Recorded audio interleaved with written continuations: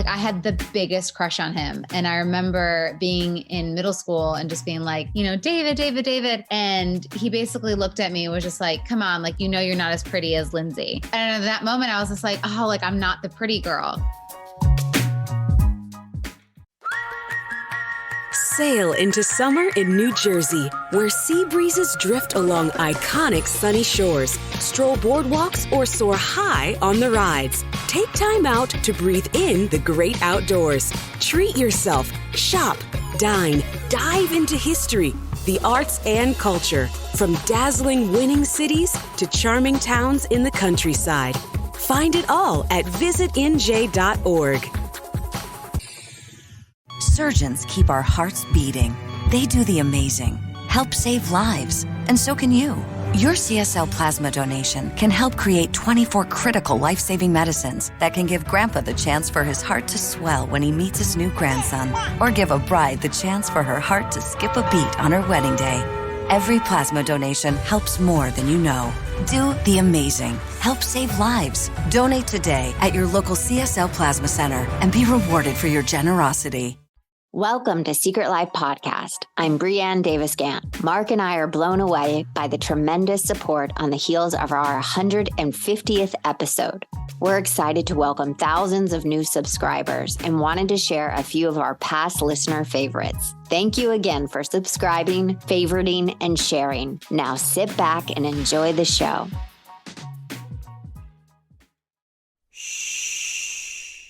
Welcome to the Secret Life Podcast.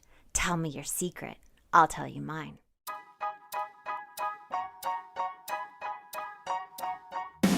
When I first started my recovery 11 years ago, I struggled through the textbook-like material on this subject. I wanted to make the addiction and the recovery from it accessible and relatable to more people by telling it in an entertaining way.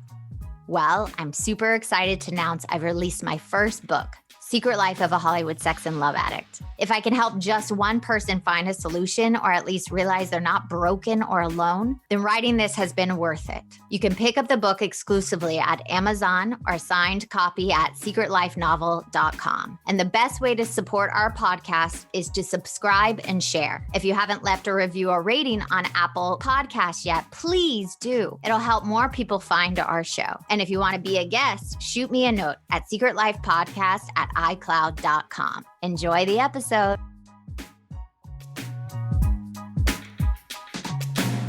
Welcome to Secret Life Podcast. I'm Brianne Davis-Gant. Today I'm pulling back the curtains of all kinds of human secrets. We'll hear about what people are hiding from themselves or others. You know those deep, dark secrets you probably want to take to your grave? Or those lighter, funnier secrets that are just plain embarrassing? Really, the how, what, when, where, and why of it all. Today, my guest is Jana. Now, Jana, I have a question for you. Okay, go for it. Dun, dun, dun. What is your secret? Oh, it's something that I'm trying to do. I wrote it down in my journal for 2021 to not do as much of, but so I guess it's good that I'm putting it out in the universe because I don't want to hold it anymore. But it is, I don't want to constantly compare myself to other women and make myself feel not good enough because I'm constantly comparing. Oh, I'm so grateful we're talking about this. And I have to tell this story. And this is why I wanted to do this episode specifically with you. We are friends. We have been business partners. We have a couple things going on. And I always felt like I was the only person that did this my entire life. And there was a moment with you, we were driving to a really important meeting and you asked me how I was doing. And I said to you, I'm not that great. Like I'm not on social media right now. And you're like, why? And I said, it's just I torment myself. And you went into the story that night before that you were strolling through Instagram and like comparing yourself to every other girl. Yeah. It was this huge mind blown thing for me. I don't think you understand that. I never told you that Why? Because I think, when you're friends with people, we're actresses, we don't talk about comparing each other to each other. we're in competition, but then we're not at the same time. And then you put the whole social media aspect. And I just never had that conversation with another successful working mom, wife, and it was just like, it was mind blowing. And I've only talked about it with people in program, and to have that conversation with you of all people. Yeah. I feel like it's hard because it's like and especially for me, like my personality is like, even when, so my husband and I, we wrote a book together. The day that we finished, like press send, to the publisher, I was like, okay, what's next? And he's like, can we just like enjoy this moment? I was like, no. I was like, what's book 2? Like, what do we do? Like, how are we going to do this? And I feel like it's a good quality to have, but it's also bad because when it comes to like comparing and going on the internet, I'm like, oh man, like how come I didn't get a shot at that role? Or like, I want to be doing that, but it's like, well, why am I not looking at the things that I am doing? And I am proud of the things that I'm doing, but it's also like, I want more. And then I'm like, when I compare like, oh God, like, there's this one girl's Instagram. She has like the best body. And I'm like, God, like I beat myself up, and it's like, I don't have a body like that. And so it's like, but it really messes with me. So I'm trying not to, I'm trying now to just being like, oh, she's really pretty and successful. That's awesome. Good on her. Like, and not like make myself go down in the drain with it. Well, I like to say it's the greater than less than, I always use, and I wanted to ask you this specifically. I've had this my entire life. Have you always felt this way growing up? Was there a moment you remember comparing yourself to somebody else? Honestly, I mean, well, I guess I was going to say no, but I remember in 7th grade, like there was this guy I loved. His name was David Simon. Rest in peace. He passed away. But like I had the biggest crush on him. And I remember being in middle school and just being like, David. And he basically looked at me and was just like, come on, like, you're not as pretty as Lindsay. And at that moment I was just like, oh, like I'm not the pretty girl like in school. And so I always like kind of had that like outlook. But I think that was like the looks thing that kind of like went away because I was like, oh, whatever, it's middle school. But still, I think it made an impact, of like not. I think it impacts. I think those moments in childhood impact us in the future. Well, when we start, putting out other things, I'm like, okay, David Simon doesn't think I'm pretty. Well, now I'm going to show him I'm pretty. You know what I mean? And I'm going to be like, maybe like sexier, risque. And I know I'm middle school, but like maybe I remembered that and brought that into like my other years, like growing up. But I think when it comes to like work wise, I don't feel like I compared myself until I started to be successful, honestly. Yeah. Don't you feel like once you get success that then I was always the same way. Like I want more. Even when I was I remember prom night, we worked together, and I remember I went to Mark and I was like, what's my next part? And he's like, you're still shooting. Like, can't you just be okay? Like you're on a studio movie. And like, I remember it was even going on then for me. Well, it's interesting because it's like success does something amazing for someone, but then it also, I feel like it's also my biggest tormentor too, because I'm constantly wanting to like, I don't want to let anybody down. And I got to support my family. And then, and then I'm like, I got saggy boobs. And I'm like, how does this person have it all? I'm like, how? Yeah, that's funny you talk about boobs because you have mentioned to me, you're like, should I get a boob job? I'm like, no, do not get a boob job. Well, I'm kind of debating it in 2021, but not the kind of boobs that like, that I was originally going to get to be a version of what my husband might like. Like now I want to do it for myself. And that's when I'm like, okay, like this is different. This feels different now. Oh, I agree. If you want to get a boob job for yourself because your boobs are a little saggy because you get to a certain age, like do it, like go you. But even like, it reminds me that we always even compare ourselves to ourselves. Do you do that too? Like, do you look back and go, oh, I was this back then? So you're like tormenting yourself about yourself. Do you do that also? Yeah. So that's me with a scale. So I'm like, I've never been able to get back to my pre-baby weight. And now I'm just like, well, this is just my mom body and I'm proud of it. And also like, I'm working out more. So I have to know that like, but it is hard because I look back and I'm like, oh, I'll never get back to that. So it eats me up, but then I'm just like, I drink a glass of wine and I feel a little better. Oh my God. There's another ism. I know, right? There it is. There it is. No, but I think it's important that people are listening, that they understand no matter where you are in life, you can always be looking outside to try to make yourself feel better. So I do that all the time, which is one of my worst qualities. And the compare and despair aspect is my number one character defect. And I have it on my list for 2021 too. So that's so funny that you have it on. Well, I think because it's going to make us like, I don't feel good when I can do the compare and despair. Like it doesn't make me feel good. Like I want to do things for myself and I want to do things, if I want to get a boob job, I'm going to get a boob job because I want to get one, not because I'm trying to be something else or please somebody else I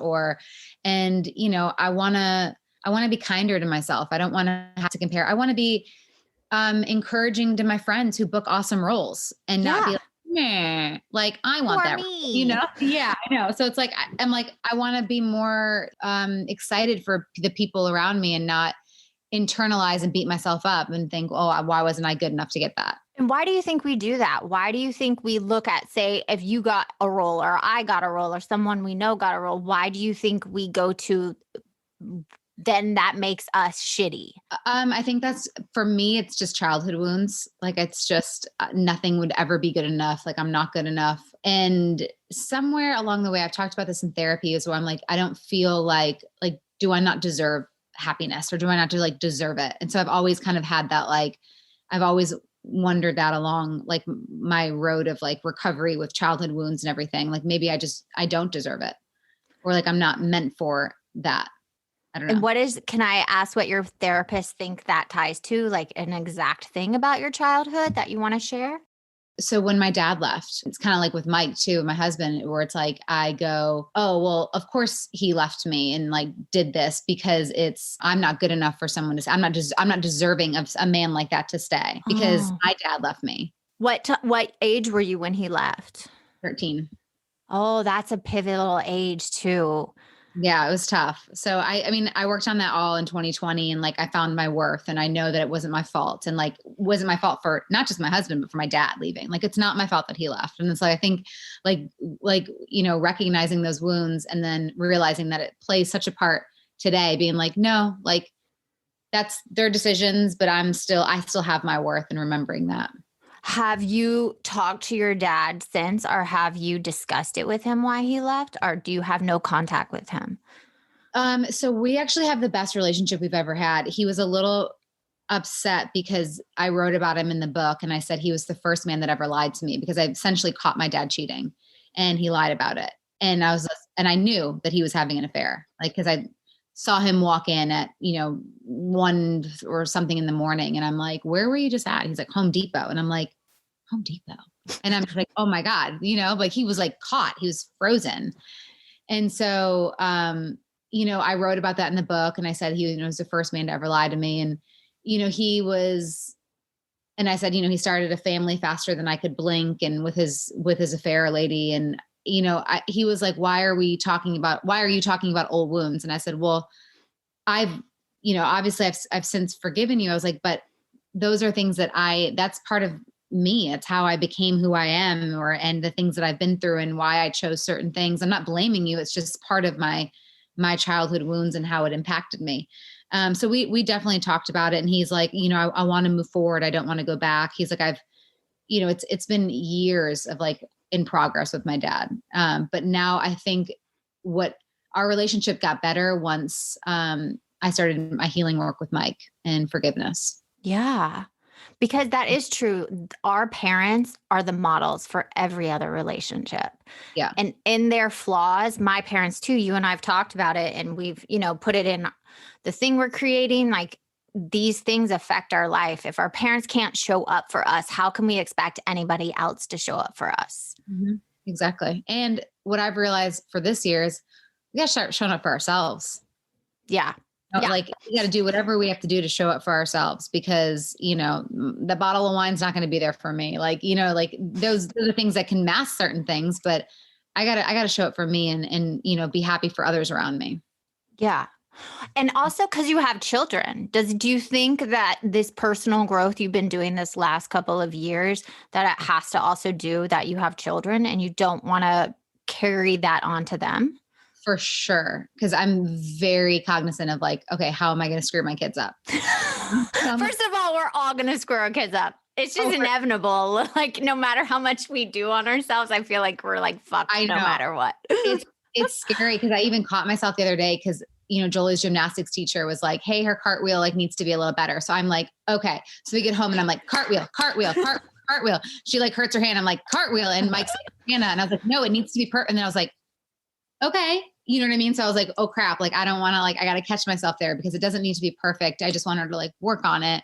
So I had I had to like step myself back because I'm like, of course I want the kid that has like the best cartwheels in the class, you know, because I wanted to have the best cartwheels in the class. So I was like projecting my own stuff onto her to be like perfect and good enough. And then I was like, whoops. So I was like, let me take a step back. I was like, is your hand okay? You bandage her hand and be like, get back to cartwheel. I know. So I was like, oh man. I was like, but you know, I think it's helped me be a better parent doing the work. And that's why I love therapy. I love, you know, being able to promote therapy. And I know a lot of people can't get therapy, but there's this new thing called Talkspace where it's not as much money, but I just think it's good to talk to somebody. I think therapy is like a massage for your soul.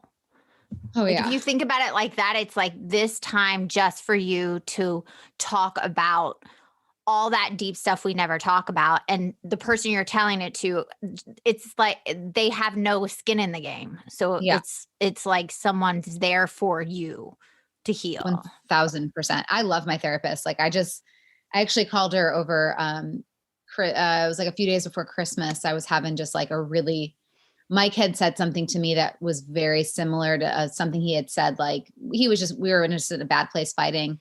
Mm-hmm. And I texted her and I was like, you know, I don't usually do this. I was like, but I just need to talk to you. I don't need to talk to a friend to like bitch about it. I need to talk to my therapist because like, you're the only person that I can feel like can center me and ground me and know that like what he said, was it just we were both fighting. We said mean things, but it just like, it could have like derailed me so fast. But yeah, she's just able to like calm me down. And then I'm like, okay, you're right. Like I'm good. Yeah. So I always like to add these, I didn't tell you about this, so this is new for Jana, but I like to add these 7 deadly sins to these kind of secrets, these kind of things we keep internally inside of ourselves. And this being compare and despair, less than, greater than, whatever. Because I have the ego side of it where I'm like, oh, I'm better than this person. So I feel a little better about myself. So I like to use these 7 deadly sins, more in the character defects. So I'm going to name them. And then you tell me if any of them ring true for you and why. So we got pride, greed, lust, gluttony. Well, you got to go slower for me. I'm not. We'll go one at a time. Pride. I take this very seriously. So I want to make sure I really call myself out here with the best one. Okay. We got pride. How does that ring true for you? I want to hear all of them, but just slower. Ooh, do you see how type A she is? She's like, take me through it very slow. Okay, here we go. Pride. Okay. Greed. Lust. Gluttony. Envy. Anger. And sloth. Surgeons keep our hearts beating. They do the amazing. Help save lives. And so can you. Your CSL plasma donation can help create 24 critical life-saving medicines that can give Grandpa the chance for his heart to swell when he meets his new grandson, or give a bride the chance for her heart to skip a beat on her wedding day. Every plasma donation helps more than you know. Do the amazing. Help save lives. Donate today at your local CSL Plasma Center and be rewarded for your generosity. So there's 4 that are real true to me. Okay. And why? Well, not one, and more like 3. There's like a half of one. So anger is a huge one for me. That's my default because I don't want to show weakness. So it used to not be, but after the abusive relationship, now instead of getting sad or letting someone notice that they got me, I get angry. And underneath that, after I'm angry, I'll go in the room and bawl my eyes out. But it's just because I'm so afraid of like anyone coming in my little circle and hurting me. Yeah. I mean, that's where we feel like our power is taken away from us, right? Yeah. Okay. Then we got pride, greed, lust, gluttony, lust. Okay. Tell me lust. Lust is bad for me because it's like, me and my girlfriend were just talking about this the other day. We were watching a TV show and I'm like, man, just some of these TV shows just like make you just want to have that, like throw you up against the wall, like, hot, steamy, first just met someone sex. And it's like, it's the best. It's so fast. And you're like, God, I want that. And I'm like, well, we're not going to get it from our husbands. And we're kind of like, And then like for that split second, you're like, you're so tempted. And you're like, what am I doing?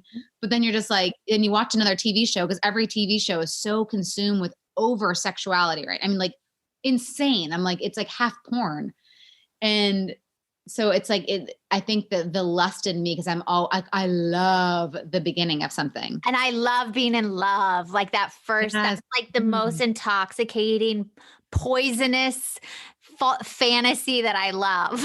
Love. Because I don't know if I've ever told you this, and we've talked a lot about my program, SLAW, which you know so much about, but that one of the main things you cannot watch is The Notebook. You are not, it's almost like in the book of SLAW, every woman is not allowed to watch The Notebook. That's hilarious. No wonder why it's like one of my favorite movies.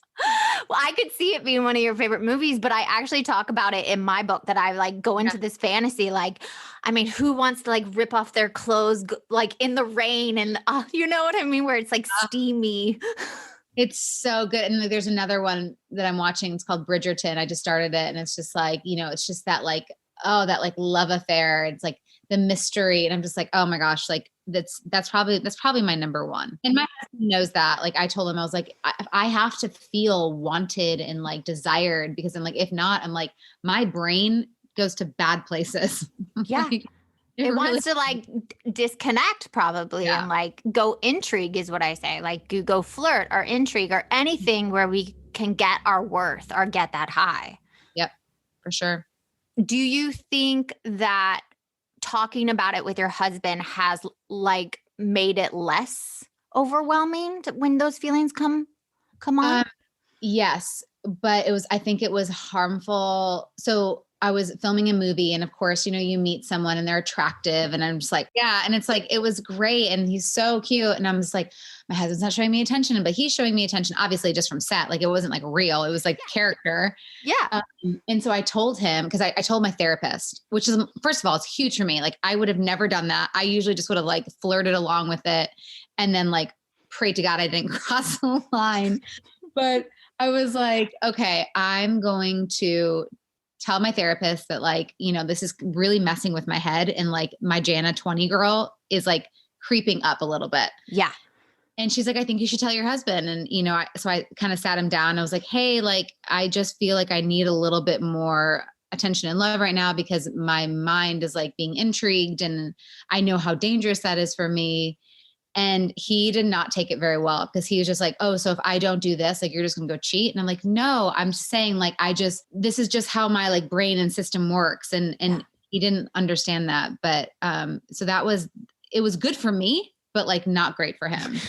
Well, I think sometimes those things hurt our partners, but it actually helps you connect more. Like Mark and I will not go over a week if one of us is working on location. I actually don't flirt on set anymore. That used to be my thing, like going on set and flirting with, it could be the wall and I'd flirt with it. Such a natural flirt. I know. I'm like, girl, I was too. I'd be like, hey. But I flirt with like my makeup artist. You know what I mean? Like a girl, like, so I just flirt with anything. You do. You actually are worse than me. That's like the one I'm like, oh, at least she's worse than me. But I used to be really bad. Like I would flirt with everything and everyone. And now I can't let that energy go.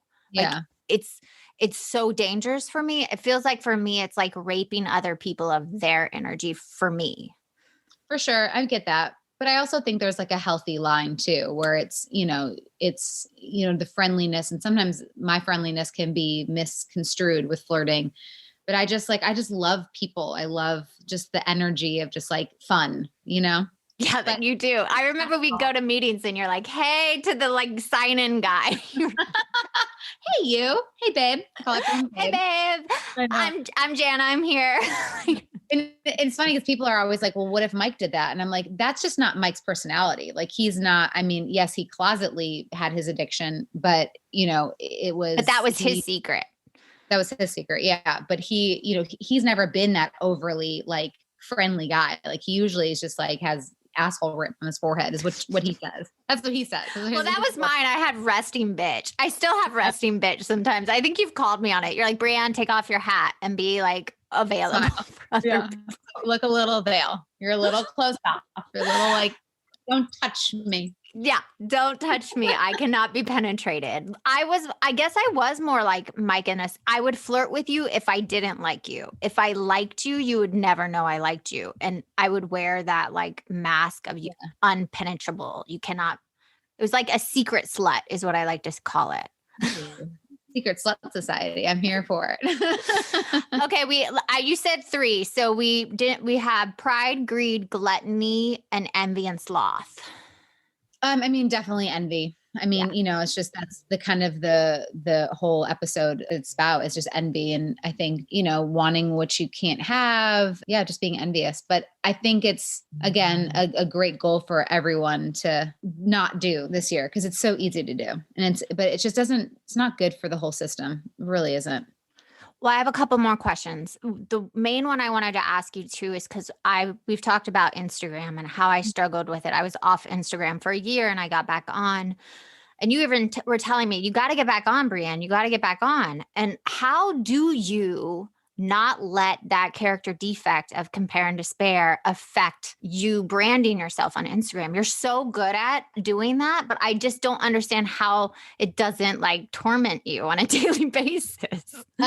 It's hard. I will say the first thing I used to do was get up in the morning and, look at Instagram and look at other people's stuff. But now it's like, I really just go on to do my stuff. Mm-hmm. And then sometimes I'll scroll, but when I find myself scrolling for more than a minute, I'm like, get off. Like, you're not going to be happy. So it just becomes like a discipline thing. I go do something else. I mean, just kind of like what my husband always says, like, he's like, every time he's like, if I'd feel tempted to look at something, he's like, I'd go to the other room. I'd get up, do something. So it's like 5, 4, 3, 2, 1. It's a Mel Robbins theory. You just count down 5, 4, 3, 2, 1, throw your phone away, walk away. Yeah. So it's just disciplining yourself to do that. But there are times when I do it more and it's difficult, but again, knowing how it makes me feel, it helps me stop. Does it also help? It also has helped me realize how everything is so filtered. Like you cannot compare their outside to your inside. Well, and that's what I'll say. Like, that's why, like, for my Instagram, like, it's not all perfect stuff. And I do that very on purpose because it's to show the people like me that think everyone's life is perfect. When I'm like, they're probably fighting when they took that picture or they, so it's like, I show the unhappy times on Instagram because it's not all perfect. And I'm hopefully helping people be a reminder of that. And I'm going to tell you, I don't even know if you know this, but in chapter 6 is my compare and despair of my book. And I use an example of you in a character. Oh my God, I'm so excited. But it was this moment for me that, you built this beautiful house, you just moved and, I talked about getting out of LA and you posted a picture of your house and I like walked around my 2-bedroom house and I was like, my life sucks. And I'm not kidding. The God shot came. You called me an hour later and were like, we got in a bad fight. And I wasn't happy you got in a fight, but it just really hit me like what's on Instagram isn't always real life. Mm-hmm. So that for me was really healing to be like, oh, we all get in fights and have problems. And if it looks beautiful, that doesn't mean their life is perfect. I have a friend that has like a 30,000 square foot house and it is the most unhappy house of all. Really? The most unhappy house of all. So it's like, it doesn't matter how much money you have. I mean, they have black cards and Rolls Royces. They are the most unhappiest people you will ever meet. They hate each other. It's like money does not buy happiness. And I should know that with all the people in my program, like people kill themselves that have everything, but we forget that. We forget that when we're sitting in our bed, like bored or whatever, scrolling. I'll be sure to post another photo in front of the house. Like, hey, Brianne. You'd be like, flicking me. No, you need to move. You can have that. I was in the same size house as you in LA. So I know. And my last question for you, because you are a busy lady and you need to have time to yourself as your friend. If anybody's listening out there and they're struggling with the same thing you and I are talking about, what would be your advice for them and how to get on the other side? So it's going to be the most cliche saying, but my mom told me, don't ever let anyone take your light. And I've had plenty of people in my life take my light from me, but I've been the one that has taken it the most. Oh my God, I love that. So it's don't let anyone, but don't let yourself take it. Yeah. What are you doing that is dampening your light? That is amazing. I actually heard something similar just a couple of days ago that somebody said, we have boundaries with other people, but we don't have boundaries with our own self-talk. Mm-hmm. So this year I've decided to have boundaries with my own self-talk. Like what I say to myself, I would never say to you, Jana. I would never say to anybody else. Why is it okay to say it to myself? Yeah. That really, we need to hold those boundaries. We need to hold our own light and not let even ourselves destroy it.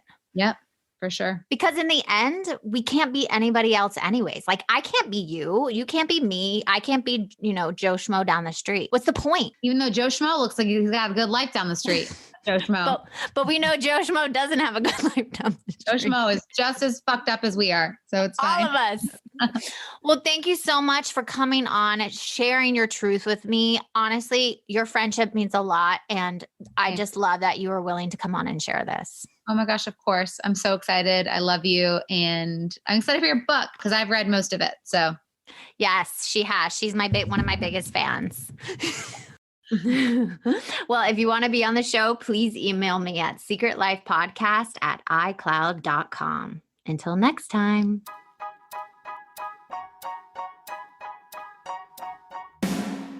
Thanks again for listening to the show. Please subscribe, rate, share, or send me a note at secretlifepodcast.com. And if you like to check out my book, head over to secretlifenovel.com or Amazon to pick up a copy for yourself or someone you love. Thanks again. See you soon. Surgeons keep our hearts beating. They do the amazing, help save lives, and so can you. Your CSL plasma donation can help create 24 critical life-saving medicines that can give Grandpa the chance for his heart to swell when he meets his new grandson, or give a bride the chance for her heart to skip a beat on her wedding day. Every plasma donation helps more than you know. Do the amazing. Help save lives. Donate today at your local CSL Plasma Center and be rewarded for your generosity.